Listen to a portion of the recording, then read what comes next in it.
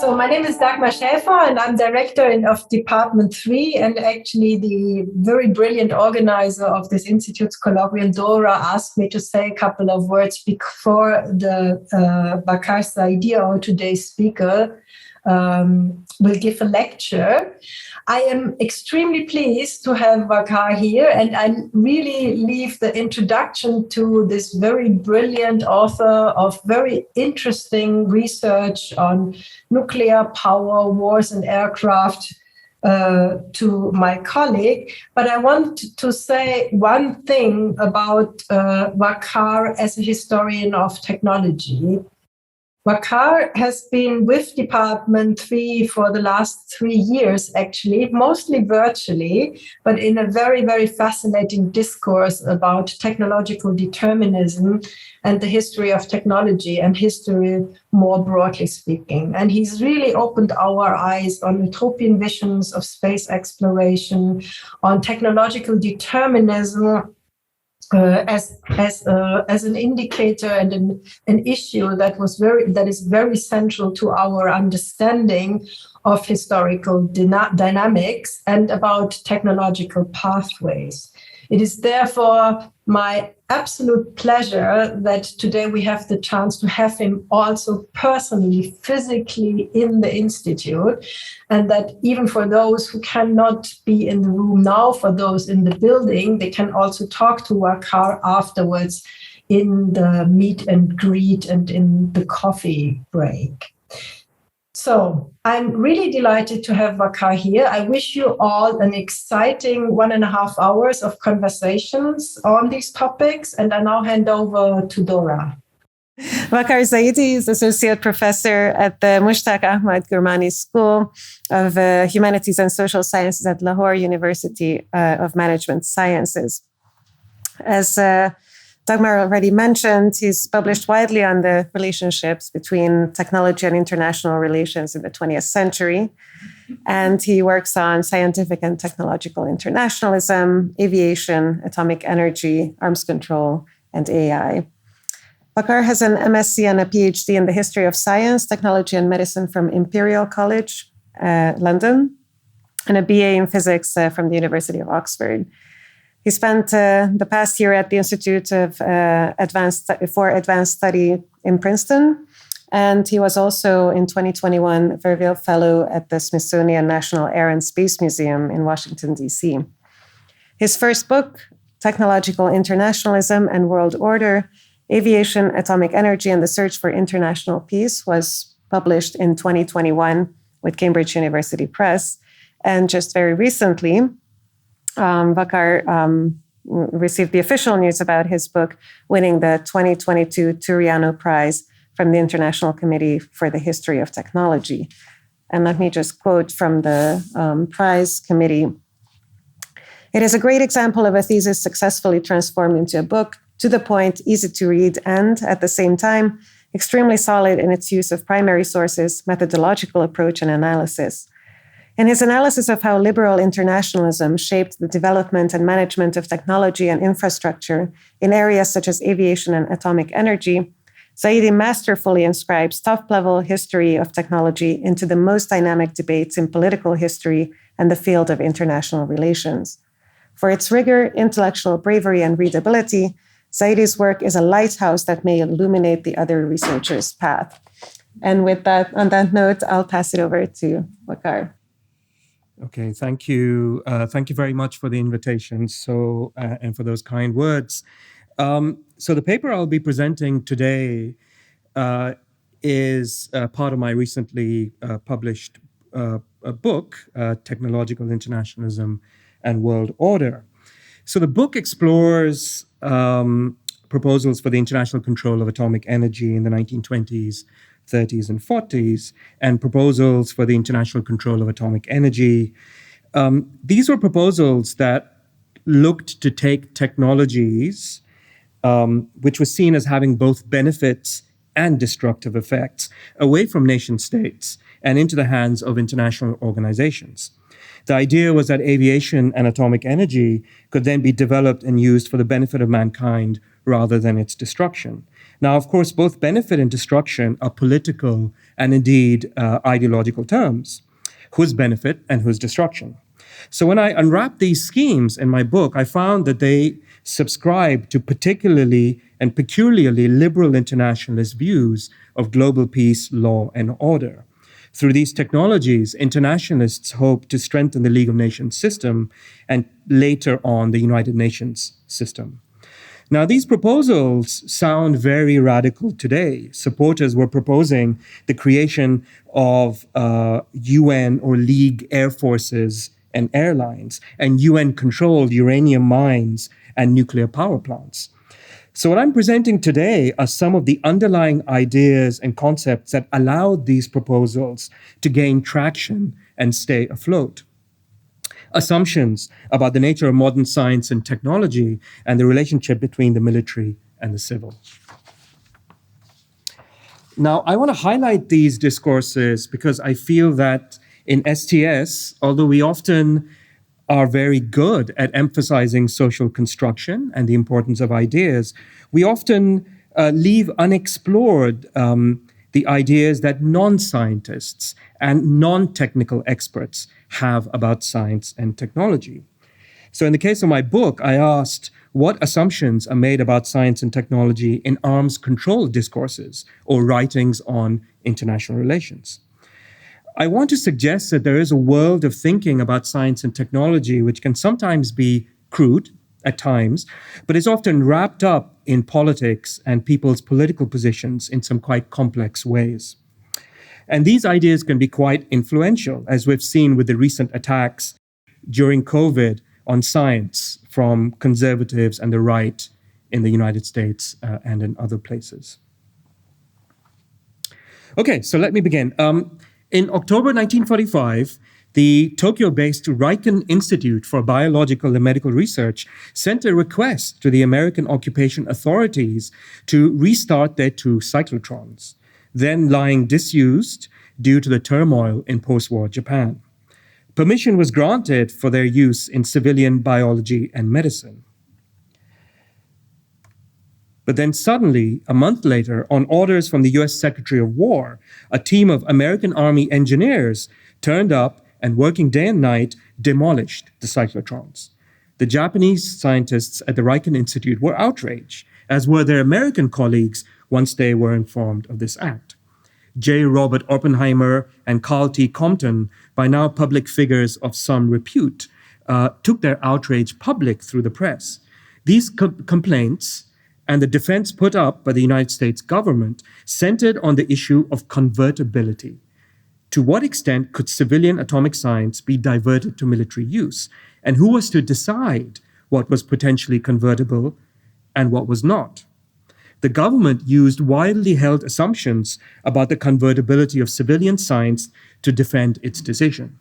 Scientists, meanwhile, argued that convertibility had its limits and that they, rather than military men, were the ones who should decide what civilian science could be usefully diverted to military use and what could not. So in this paper today, I wish to look at the intellectual pedigree of these early post-war and indeed current-day debates about so-called dual-use technologies by examining the discursive uses of the concept of convertibility in Britain and the United States between 1919 and 1946. This period marked the emergence of arms control as a major foreign policy issue in Europe and elsewhere. Aviation in particular vexed politicians, diplomats, and activists who debated the role different types of aircraft and aerial facilities would play in upcoming wars, how various arms control regimes could be policed, and the legal, organizational, and financial resources which would be required for various disarmament schemes. So at the heart of many of these debates over aerial disarmament sat the assumption that all aviation had developed through the application of science, and as such was inherently civilian in nature. It was invented by scientists, civilian scientists, was inherently internationalizing and pacifying in its effects, and would only reach its truest and greatest potential in civilian and commercial roles.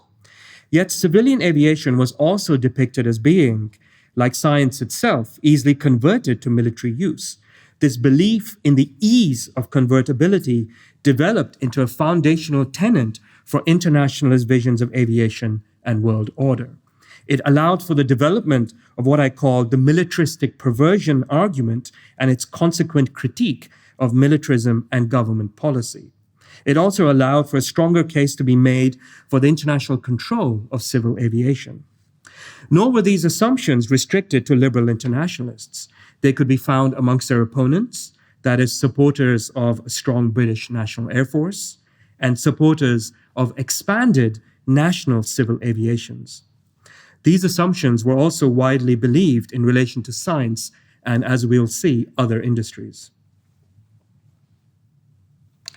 So in Britain, the argument that military and commercial aviation shared essential similarities first emerged in 1918 and was made within the context of state planning for post-war aviation. Citing the apparent success of military aviation during the war, the argument was used in support of an expanded post-war air force and increased post-war funding for civil aviation.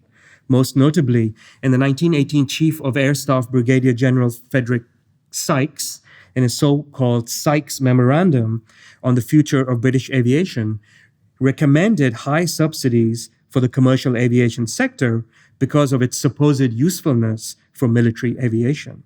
As well as the development of an extensive network of air routes and aerodromes, he recommended that British airliners be equipped so that they could be converted at short notice to bombers. Now, Sykes was representative of a broader Air Force lobby which continued to argue through the 20s and 30s that civilian aircraft and facilities could be, and in fact needed to be, converted to military use if required.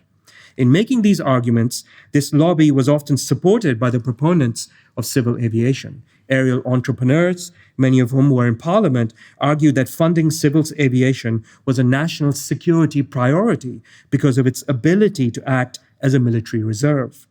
All civil aircraft blueprints subsidized by the state, argued one MP, should be submitted to the Air Ministry before they could be finalized to ensure that they had military potential.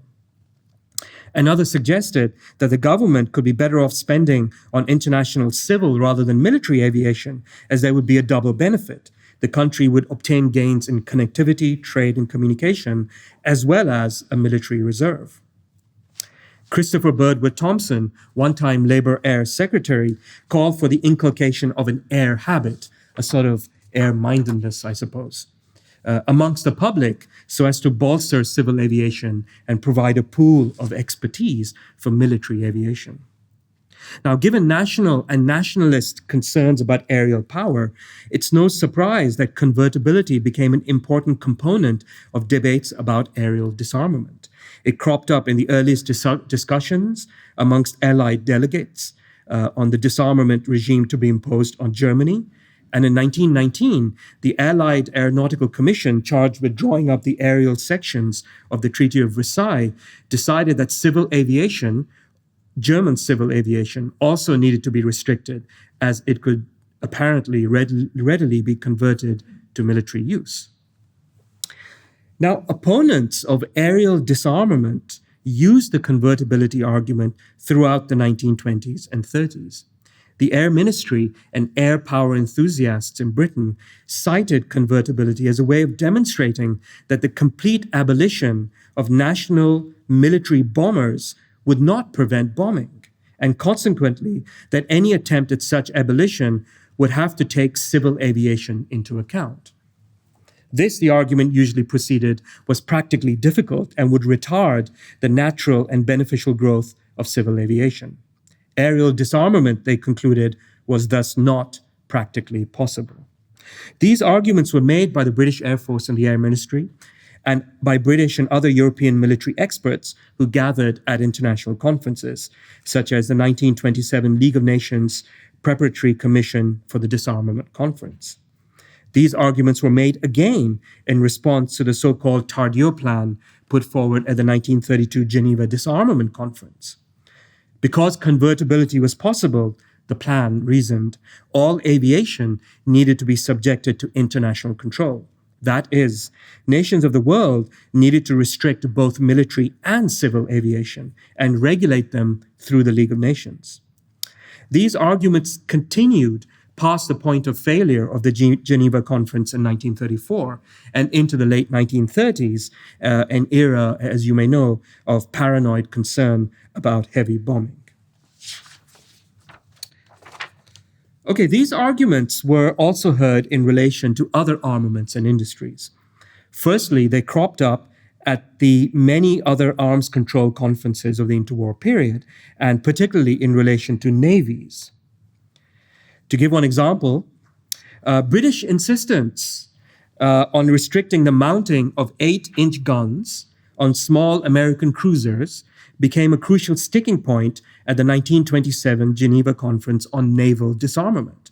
American resistance to this restriction came to rest on the argument that such cruisers would be only marginally superior to armed merchant ships, in other words, civilian ships. The American press carried out a barrage of criticism of British proposals, such as this political cartoon, throughout the conference, some of it based on convertibility. The large British merchant navy and its supporting infrastructure, such as coaling stations, the American press claimed, could be utilized for military purposes and so needed to be taken into account when calculating disarmament levels. Now, liberal internationalist intellectuals thinking and writing on the nature of modern war and international relations also came to use convertibility arguments, but tended to locate them within a broader context of industry, science, and technology.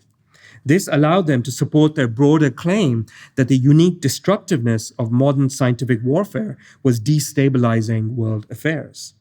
It also allowed them to claim that disarmament was now so complicated, because you had to take into account civilian industry, that it required special apolitical technical expertise and radical solutions to resolve. So in his 1926 book, Disarmament, academic Philip Noel Baker argued that the modern scientific technologies that would play the most important role in the war were precisely those that were also important in the civilian sphere. Consequently, it was increasingly difficult to differentiate and delineate between outputs of modern science, which could be used for military purposes, and those which could be used for civilian purposes.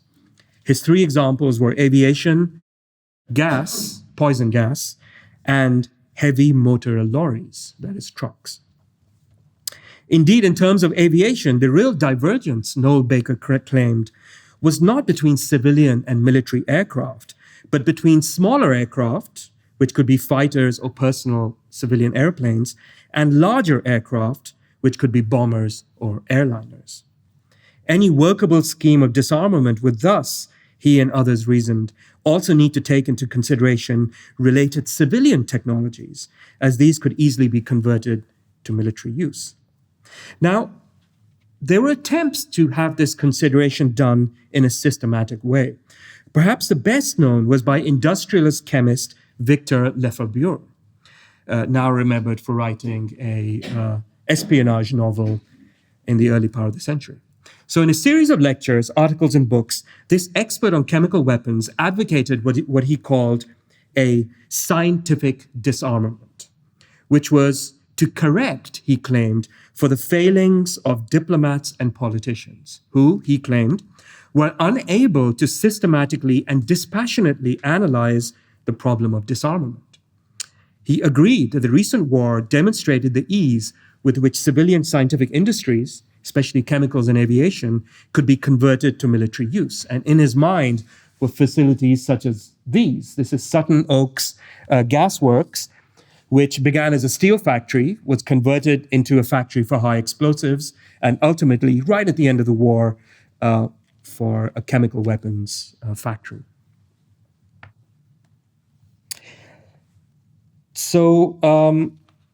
But he added a novel twist to this argument. He claimed that there existed a conversion lag, being the time taken to convert any particular civilian industry to military use.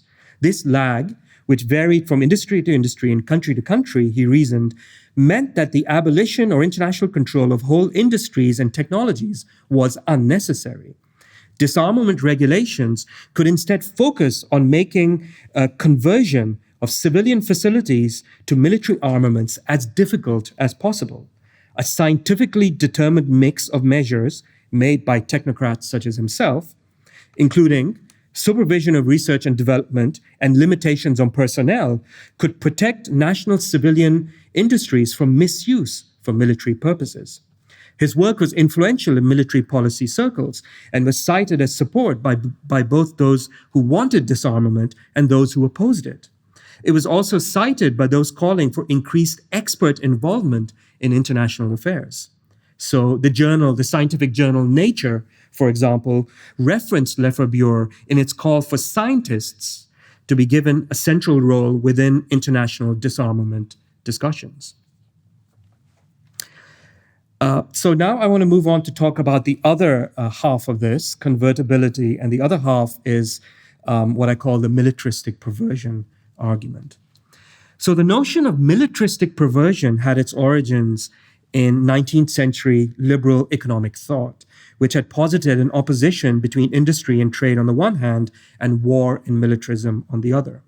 Central to this understanding was the assumption that modern science and industry was essentially civilian and peaceful in character, and militarism, on the other hand, was antithetical to trade, commerce, and industry. By the early 20s, these assumptions, this opposition between trade and civilian science and militarism on the other, was incorporated into liberal criticisms of military spending. Military innovation and development was wasteful, argued English economist A.G. Pigou in his 1921 The Political Economy of War, because it twisted civilian land and sea technologies from their natural and peaceful trajectories of development into militaristic paths that were ultimately less effective and efficient. By the late 20s, this critique came to underpin internationalist calls for arms control and the international regulation of civil aviation. Philip Noel Baker's 1926 book, Disarmament, referenced Pigou's work and extended its arguments to virtually all of heavy industry. Militaristic aims, he claimed, were diverting the normal channel of industrial development. And he said this for iron and steel, heavy engineering, chemicals, coal mining, and of course, shipping and aviation. Scientists were also being diverted to military R&D. The perversion, he claimed, of scientific and inventive genius from productive to unproductive aims. This critique emerged also in calls for the international control of aviation. Military and naval reasons warp, distort, and even subvert economic laws at every turn, announced Spanish diplomat and League official Salvador de Madariaga in his 1929 call for international regulation of all aviation and chemical industries. Aviation, in order to develop to its fullest extent in connecting nations together, needed to be free from the control of militarism. Now, separating military and civil aviation by banning national military aviation was not enough for internationalists like de Madariaga. This is because some nations would still be tempted to develop their civil aviation along militaristic lines. Only international control of civil aviation, for example, through the League of Nations, would separate civil aviation from the militaristic and nationalistic influences of nations, he claimed, thus allowing it to develop along its inherently purely commercial and peaceful trajectory. So the claims being made here is that civilian science and technology has a natural and efficient trajectory of development, and that militaristic developments are a perversion of this natural development. Amongst liberal internationalists, the militaristic perversion argument fed off underlying concerns, real or imagined, about the political power of national militaries, the militaristic tendencies of government policymakers and the civil service, the growth in armaments, rearmament as it was known, and ultimately growing tensions in European international relations in the 1930s. By the mid-30s, it was also closely related to concerns about arms manufacturers, so-called merchants of death, and their supposedly pernicious effects on international stability. I fear they regard civil aviation and its development purely from the standpoint of the military machine, announced one member of parliament in parliament.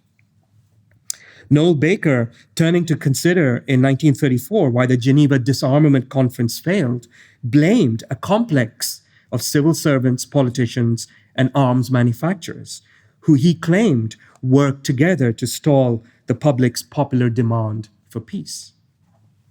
Now, the military perversion argument was, however, much more widespread than amongst liberal internationalists. It was also commonly heard amongst those who resented government restrictions on civil aviation and subsidies for various preferred airlines, and as such was sustained by these criticisms as well. So aviator and conservative MP Colonel Moore Brabazon's contribution to a League of Nations Union conference on aviation and international affairs in 1935, for example, was a speech in which he condemned the militaristic perversion of civil aviation. If it had not been for the war and the monstrous growth of aviation, which was wrapped up with that campaign and forced upon us, aviation might have been developed along different lines, quietly and efficiently, and civil aviation might have played the important role it is meant to do in intercommunications, the military side lagging behind the commercial side. And then he made this astonishing claim: if motoring had been born in wartime in the same way, we should all be going about the streets of London in tanks. Yet for him, Britain was not the worst offender. So there were nationalist elements to these types of ideas. Both Britain and the US, he suggested, had only slightly twisted the development of civil aviation indirectly through subsidies and regulation. It was France, Italy, and Germany, he claimed, that had developed civil aviation principally as a potential reserve in times of war. Okay, so these types of arguments then were very common in the interwar period, and they were used to justify a wide range of political positions, both in public and in private, both within government, but also at diplomatic conferences in relation to arms control and disarmament. And what they showed, I think, were a series of assumptions about the relationships between military research and development and civilian research and development. And I think I'll just like to point out is that they demonstrated, I think, a certain blindness to the reality of military R&D. So even by the 1930s, a lot of research and development was being carried out in military establishments. In other words, military technologies by the 30s weren't simply an offshoot of civilian sciences. That might have been the case earlier, but certainly not by the 20s and the 30s. Now, the Second World War signaled two important changes in these discourses. First, convertibility came to be publicly discussed and debated in the United States, particularly in relation to the post-war regulation of aviation. Secondly, the notion that convertibility was easily achieved was now increasingly challenged in policy debates, both in the United States and in Britain. And the reason for this was because of the massive wartime and very apparent and public wartime military research and development, which appeared to demonstrate that civilian science and technology could not easily or simply be converted for military use. New developments in aviation, meanwhile, made clear the increasing divergence of military and civilian aircraft. So in the United States, the emergent consensus was that although the civil aviation industry had huge military advantages, civil aircraft could only be converted into military transports and not bombers. In Britain, some continued to use convertibility arguments when calling for the suppression of German and Italian civil aviation after the war. Yet their support for convertibility was tempered with the realization that the same arguments could be used in support of international control of British aviation, which many did not want. Okay, so the convertibility argument was a widely held belief and a widely used trope in the interwar years because, I would argue, of its interpretive flexibility and because it could be easily mobilized to support a wide range of positions with regard to aviation, arms control, and even criticisms of foreign states. But it was also widespread because it fed off widely held assumptions about the nature of modern science, technology, and military civil relations. It was widely assumed that modern armaments originated in civilian scientific invention, which was then further developed for military purposes. In other words, it was widely assumed that science was inherently civilian. Scientists is something that civilians did. And so when policymakers and activists and observers saw military science, they naturally assumed and sometimes tried to show that it was a perversion or a divergence of an underlying civilian science. For many, the natural, including the most economical trajectory of scientific and technological development was civilian, with the militaristic development a perversion. So once again, it was assumed that civilian technologies would naturally follow an efficient and economically efficient and effective trajectory, and that military development was uneconomic and had an uneconomic impact on civilian technologies such as aircraft. Once a growth of massive research and development during the Second World War challenged these assumptions, convertibility dropped away from these discourses on disarmament. It didn't disappear altogether, however. It was revived after the war in debates over atomic disarmament. Proposals for the international control of atomic energy in 1946, such as the US State Department-sponsored Aitchison-Lilienthal report, or the official US Baruch Plan placed before the United Nations, were based on the notion that civilian atomic R&D and facilities were readily and easily convertible to military use.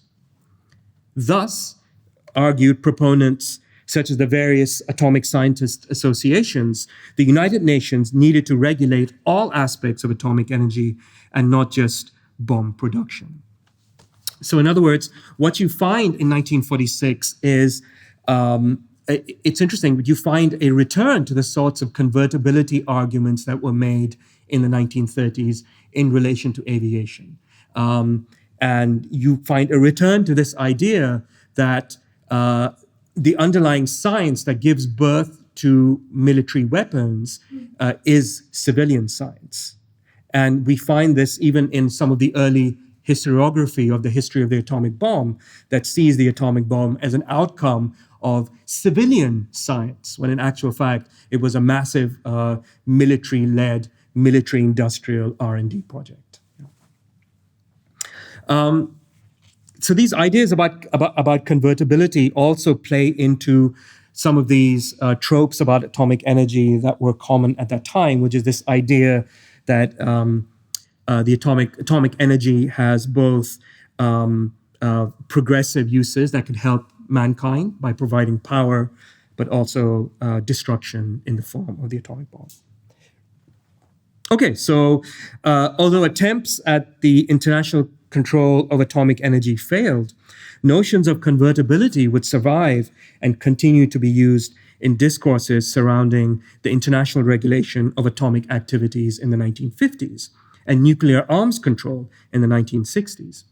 These beliefs about the convertibility of technology indeed actually live on today through concepts such as dual-use technology and are institutionalized in the work of international organizations such as the IAEA. Thank you very much.